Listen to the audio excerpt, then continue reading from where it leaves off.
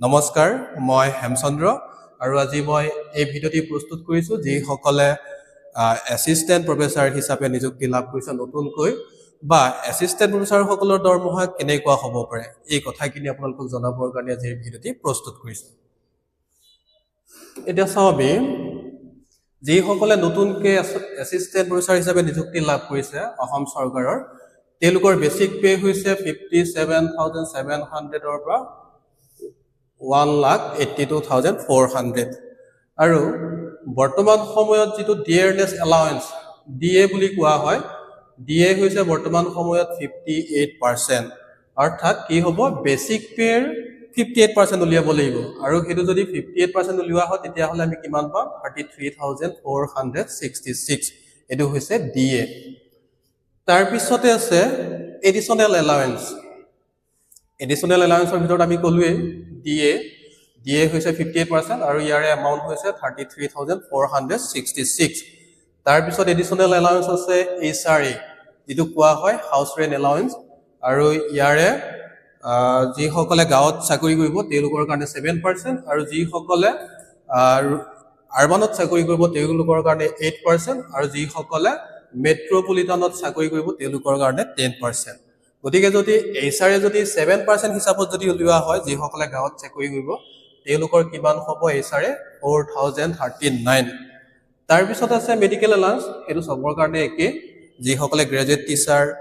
বা post graduate teacher হিচাপে নিযুক্তি লাভ কৰিব তেওঁলোকৰ কাৰণেও মেডিকেল এলাউন্সটো একে হয় গতিকে টোটাল এডিশন মানে টোটাল এডিশনাল এলাউন্স কিমান হ'ব 38,105 এটো হ'ব এডিশনাল এলাউন্স তাৰ পিছত আমি চাম ইয়াৰ পিছত টোটাল গ্ৰছ পে যেটো total basic pay plus total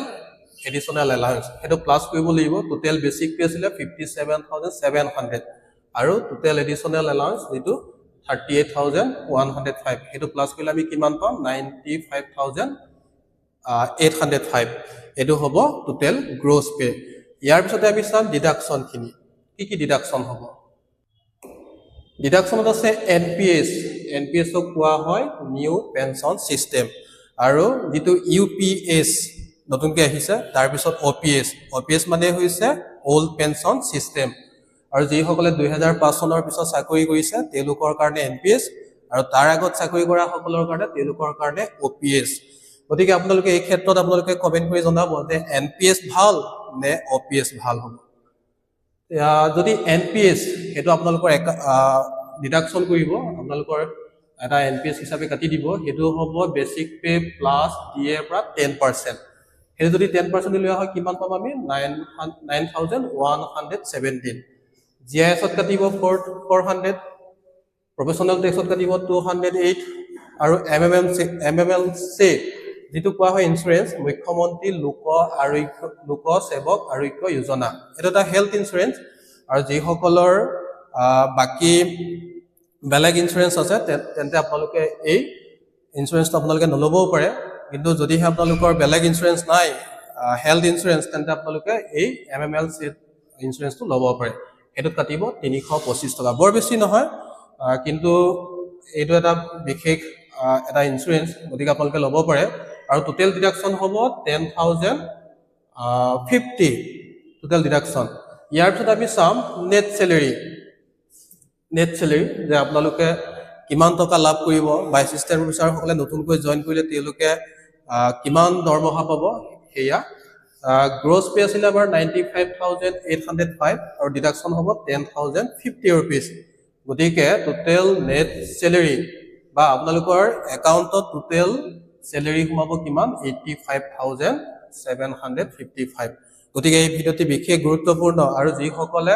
assistant professor হ'বৰ কাৰণে প্ৰচেষ্টা চলাই আছে তেওঁলোকৰ কাৰণে এই ভিডিঅ'টি বিশেষ গুৰুত্বপূৰ্ণ কাৰণ আপোনালোকে এই ভিডিঅ'টি চোৱাৰ পিছত আপোনালোকে এসিস্ট্যান্ট প্ৰফেসৰ হ'বৰ কাৰণে আপোনালোকে হয়তো উৎসাহ পাব আৰু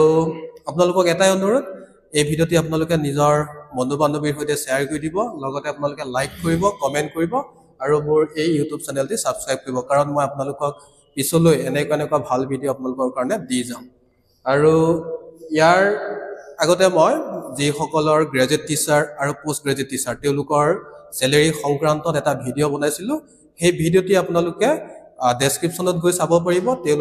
তেওঁলোকৰ নেট চেলাৰী কিমান এইখিনি জানিবৰ কাৰণে আপোনালোকে তাতে ডেছক্ৰিপশ্যনত গৈ পেলাই আপোনালোকে